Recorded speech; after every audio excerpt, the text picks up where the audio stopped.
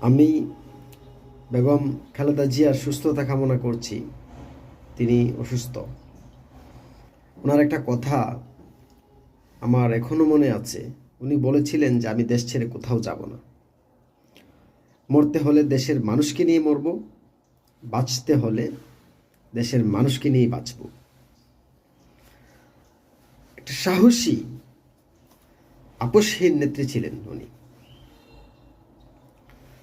আর বিগত যারা করেছে, বিগত যারা স্বৈরাচারী ফ্যাসিস্ট ছিল, তাদের ডায়লগ ছিল মরতে হলে ভারতে গিয়ে মরব, আর খাইতে হলে দেশেই খাবো, দেশের মানুষেরটা খাবো, দেশের মানুষের হক খাবো, আর মরতে হলে ভারতে।